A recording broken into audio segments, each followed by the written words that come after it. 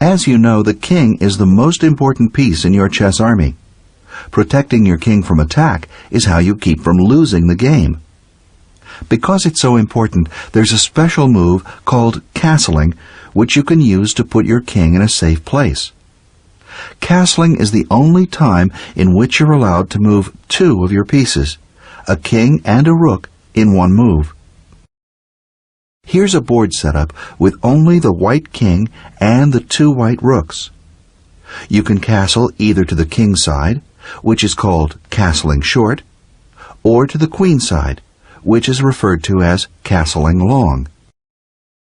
To castle kingside, first move the king 2 spaces toward the rook to G1, then move the rook to the other side of the king on F1.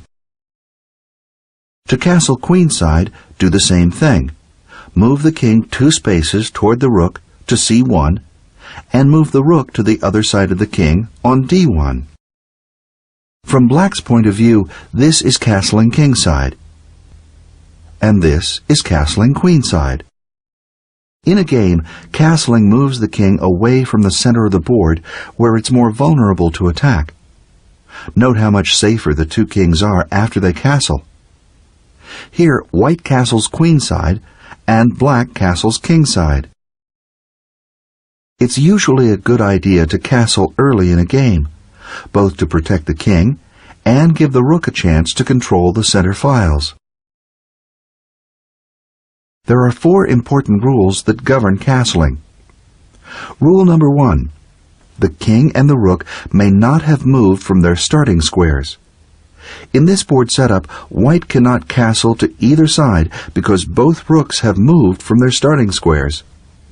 Even if one of the rooks moves back, white still cannot castle. Rule number 2.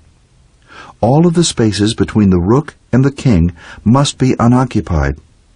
In this diagram, white cannot castle kingside because the knight is in the way. But he can castle queenside because all of the spaces between the king and the rook are empty. Rule number 3. The king cannot be in check. On this board setup, it would appear that white can castle kingside because neither the king nor the rook has moved from its starting square, and the spaces between the rook and king are empty. However, the white king is currently in check from the black bishop on b4, so he cannot castle. Rule number 4. The squares that the king passes over cannot be under attack, and since you can never move your king into check, the square to which it's moving can't be under attack either. On this diagram, the spaces between the king and rook on the queen side are open. However, 2 of the squares are under attack. The D1 square is under attack from the black bishop on G4, so the white king cannot pass over it.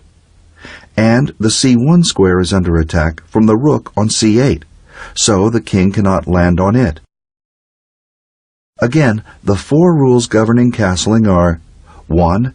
The king and rook may not have moved from their starting squares. 2.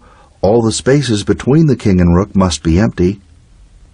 3. The king cannot be in check. And 4. The squares the king will pass over may not be under attack, nor can the square on which the king will land.